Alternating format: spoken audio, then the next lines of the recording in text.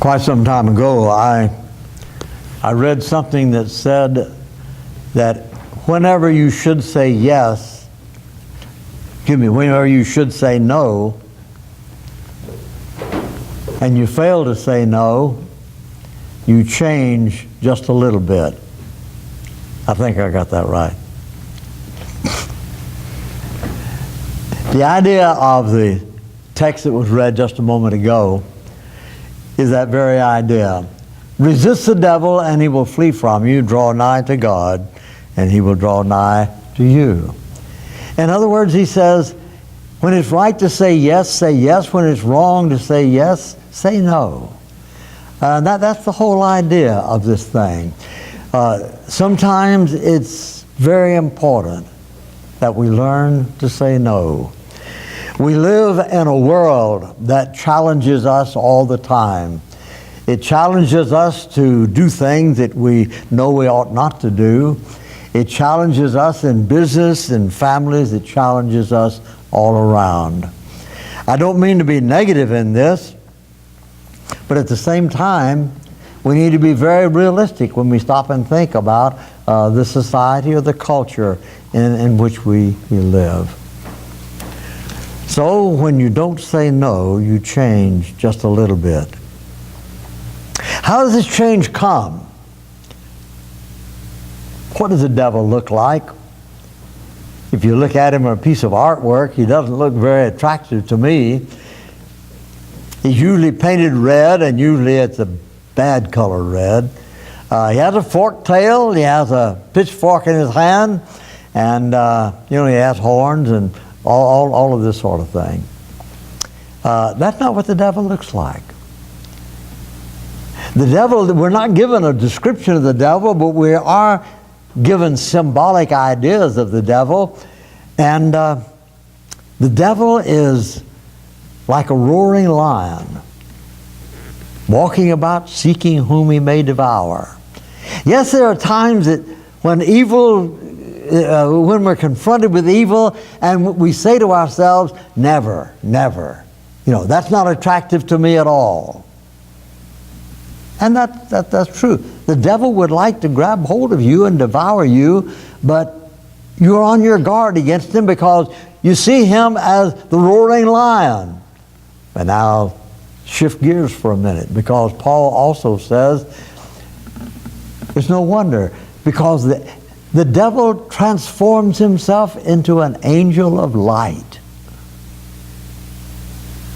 Sometimes it's kind of hard to decide, should I or should I not?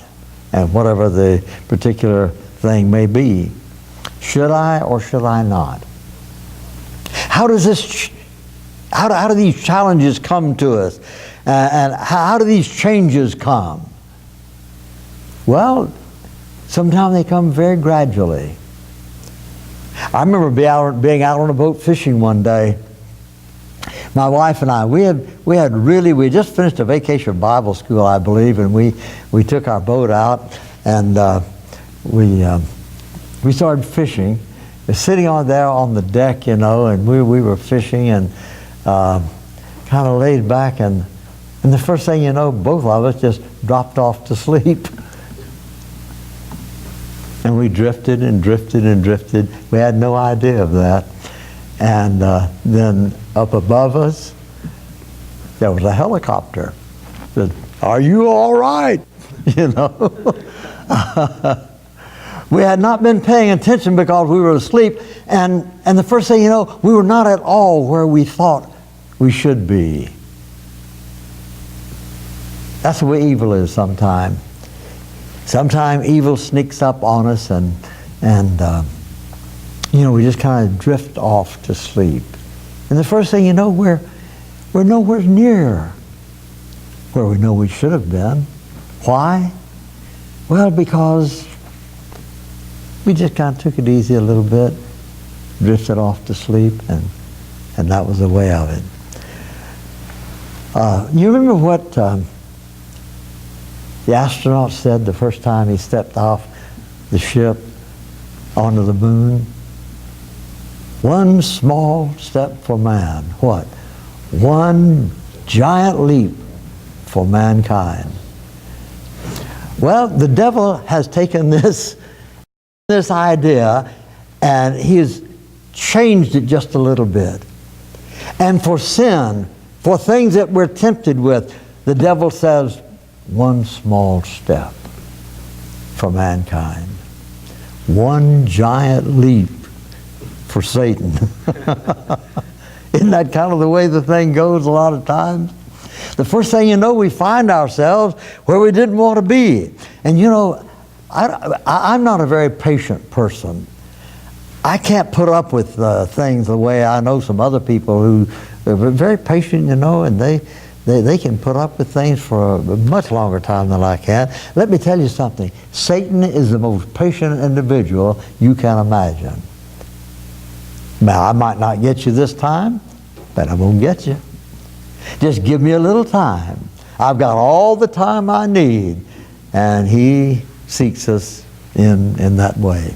You see, time is on Satan's side, but time is not on our side. He can wait. I have to have this gratification right now. I remember when I was growing up, we didn't have, you know, cake mixes and all kind of mixes and powdered this and powdered that and so forth. We didn't have those kinds of things. So my mom always made everything from scratch. Now it's instant. You know, if I can't have it right now, something is wrong. And we have all kinds of retrieval systems and cameras and computers and all this sort of thing that helps us to move faster through life. We can get more done. We can do it not only quicker, we can do it better. Well, sometimes we just have to say no. I mentioned to you a number of weeks ago about the problems that arose in the terrible things that happened in Guyana. There were 900 people who committed suicide that day. 900 people. One of the men who survived this, he did not commit suicide. He was asked, you know, how in the world did you get, did all of these people get so mesmerized that they just, they succumb to all of this as if this man, Jim Jones, had some kind of a spell cast on you. And you know what his answer was? He says it all came so gradually. We'd see a little deviation from what we really believed, but it was so little. And you don't want to stand out, you know. You don't want to be a sore thumb. You want to fit. You want to fit into your peer group. You want to fit into your business group. You want to fit. You don't want to be odd man out here or odd lady. And above all, when you're a little boy, you don't want anybody to call you a sissy, you know. You just don't want to be called a sissy. So what do? You do things that big boys are supposed to do. And it gets you in all kind of trouble sometimes. But you know, it's something because we don't really outgrow that. It just transforms itself. I want my gratification now. I want my whatever it is now. Not tomorrow, not next week. I want it now. Disneyland is a great place. You ask any little boy, 5-year-old boy, say, you want to go to Disneyland? Yeah. You want to go today? Oh yeah, let's go today. Okay, I'll give you a choice. We can go today, we'll leave right now, and we'll stay a half a day out there. Oh, that sounds good to me. But if we'll wait a week, we can stay all day. What's he going to do? He's going to say, let's go right now. Let's go now. I want it now. Satan loves that stuff. And when we don't learn to say no to some things, that's just exactly what happens to us. we find out that the great gratification that God has in store for us, for whatever it might be in life or in eternal life, we don't want to wait for it. We want it now.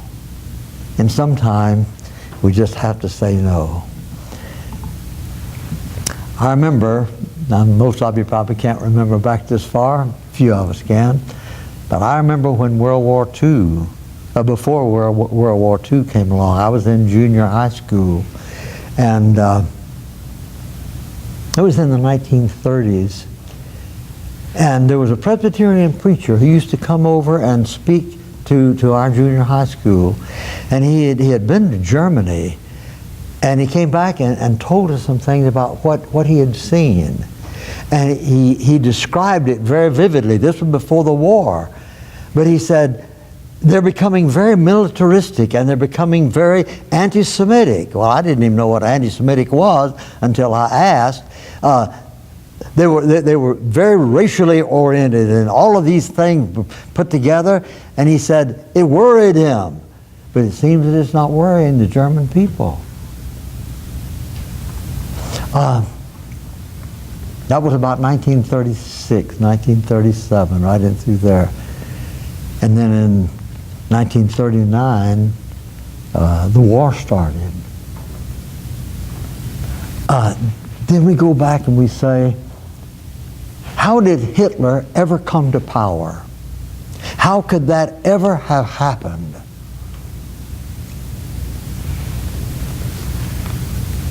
People didn't say no.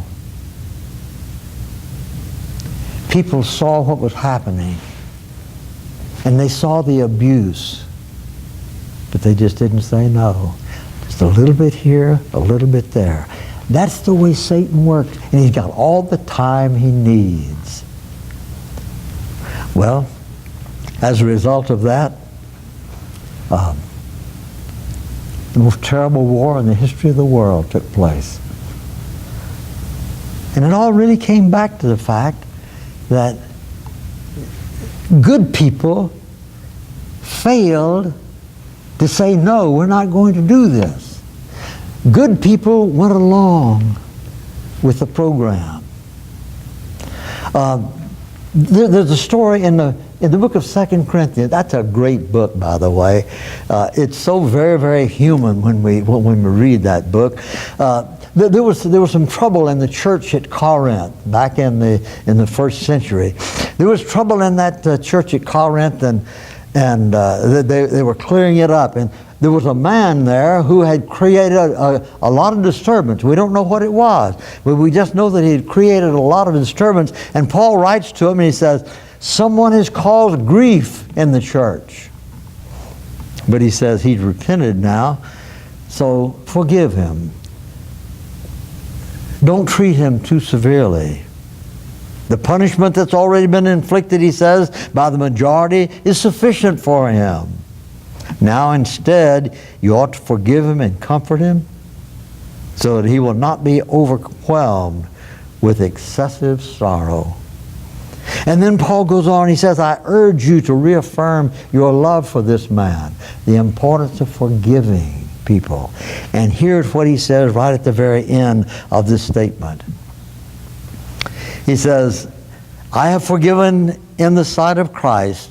I have forgiven him in the sight of Christ for your sake, in order that Satan might not outwit us, for we are not unaware of his schemes. Are we unaware of his schemes? Sometimes we're not. Sometimes we're not aware of his schemes. Sometimes we don't understand. This is Satan working or trying to work in my life.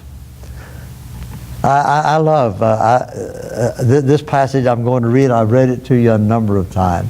It's such a unique statement, and it's so very, very real. It's in Proverbs, the 6th chapter. And the writer there of Proverbs says, and he's talking about laziness and people being sluggish and slothful. He says, go to the ant, you sluggard. Consider her ways and be wise. Now get this. She has no commander, no overseer, no ruler. And yet it stores its provisions in the summer. It gathers its food at the harvest. Oh, how long will you lie there, you sluggard? When will you get up from your sleep? Oh, a little sleep, a little slumber, a little folding of the hands in rest. And poverty will come to you like a bandit, and scarcity like an armed man. What is he saying here? He's saying, oh, it's so easy to flow. It's so easy to go along with the tide. It's so easy to get that extra sleep. It's so easy to be lazy. But he says, that will lead to practical disaster. Poverty will overtake you, and scarcity will come to you like an armed man.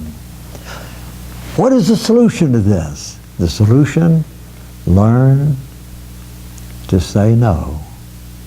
I'm not going to allow these external forces to decide my life or to guide my life. Well, I want to read another one from Proverbs. This one is from Proverbs chapter 23. And in Proverbs 23, 29, beginning with the 29th verse, he's talking here about the temptations of, really the temptations of wine in his day. He's talking about the temptation to drink, to get drunk, and all of this. And listen to what he says. Who has woe? Who has sorrow? Who has strife? Who has complaints? Who has needless bruises? Who has bloodshot eyes? They that linger long over wine. Who goes and samples the bowls of mixed wine. Don't gaze at the wine when it's red in the cup, when it sparkles, when it goes down smoothly. In the end, it bites like a snake. It's poison like a viper. Your eyes will see strange sights, and your mind imagine confusing things. I don't know of anybody, maybe you do, but I don't know of anybody who sat down one day and said, you know, I'm going to become a drunkard. I'm going to become an alcoholic. And so he begins drinking and drinking and drinking and getting drunk. And he becomes an alcoholic just like he planned. I never heard of that. Have you? I never have. No. How do they do it? A little bit at a time. Yielding beyond, going beyond what you ought. And so the writer here says that's because we didn't say no. It's because we failed to refuse to do something that we knew good and well was wrong.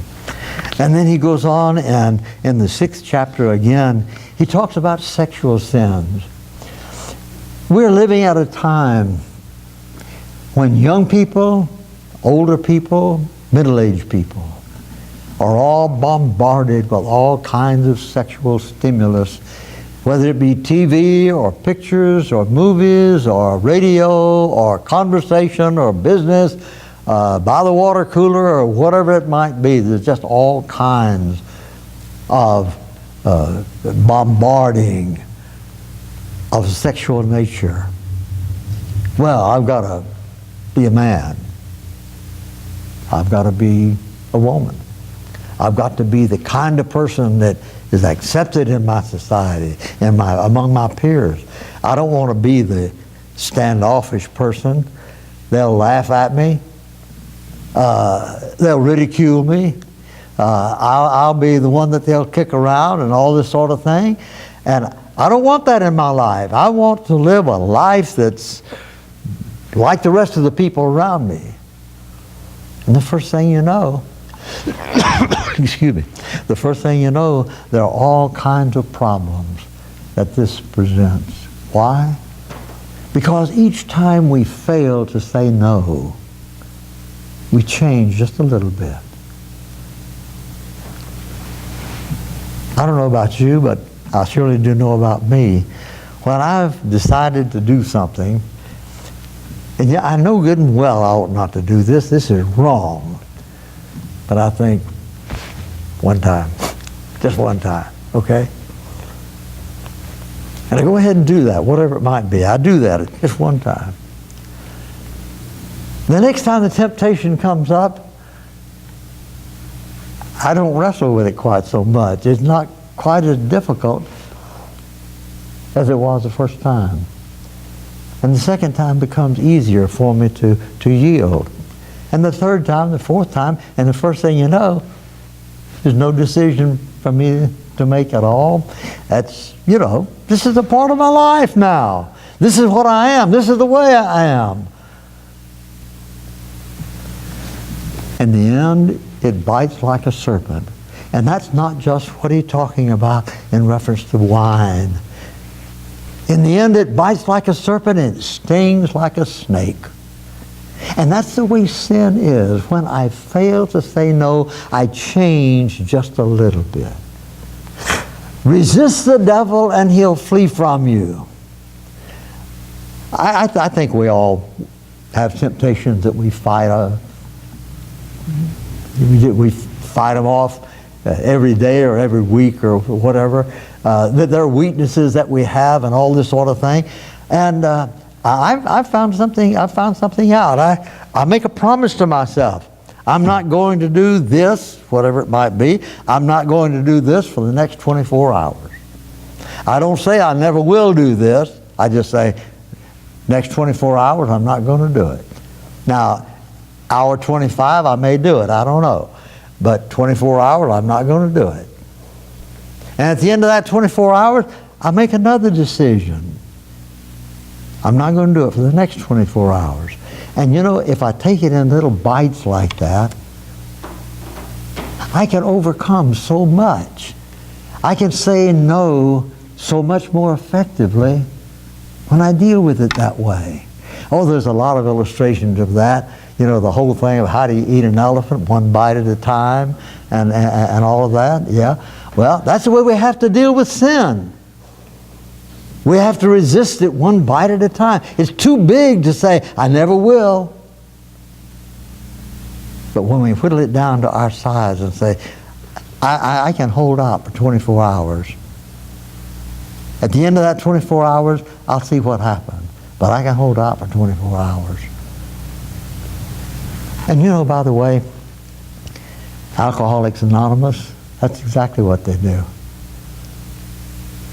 One of the things that they tell their people, and I've had a number of people who are members of AA, and they've all said the same thing. You don't go in with the idea that I'm going to solve my problem all at one time. No. You go in with the idea instead that for a short period of time, I can say no. And then for another short period of time, and the first thing you know, it's easier to say no than it used to be. And so this whole thing of the sins of our lives, they can be whipped when we learn to say no. They can be whipped when we find out that Satan works by giving us temptations over and over and over. And he tells us, take this one bite. Try it just one time. Not going to hurt you for one time. Go ahead and do it. Everybody else is doing it. And in the industry that you're in the peer group that you're in the school that you're in the family, in the workplace that you're in, everybody is doing X, Y, Z, whatever it is, and you say, no, that's against my values. I can't do that. By saying no, we build ourselves. By failing to say no, we diminish ourselves. Jesus says, come to me, all you who labor and are heavy laden, and I'll give you rest. Yes, he tells you it's going to be a sacrifice for for your whole life. It's kind of interesting that and the story of the conversion of Saul of Tarsus, the Lord said to Ananias was going to go and preach to Paul, teach Paul. And God said to Ananias, he's a chosen vessel for me. He doesn't know yet the things that he's going to have to suffer for me. Jesus said to his disciples, I got a bunch of stuff to tell you. He didn't say bunch of stuff. He said, I have many things, but it's a bunch of stuff, okay? He said, I've got a bunch of stuff to tell you, but you can't bear it yet. What was he saying? He was saying, deal with things in portions. Learn to say no to the little things. That helps you say no to the big things. Fail to say no to the little things, and you'll start failing to say no to the big things. And that's what gets us in trouble. So when Jesus said, come to me, if you labor, you're heavy laden, I will give you rest, he was giving you an invitation. No, I don't know what your life will be like as a Christian. You don't know what your life will be like as a Christian, but you do know this, that as you move along in the Christian life, God can empower you to live the life that he wants you to live. If you're not a Christian and you want to become a Christian tonight, we invite you to come. Let's stand together, please, and sing.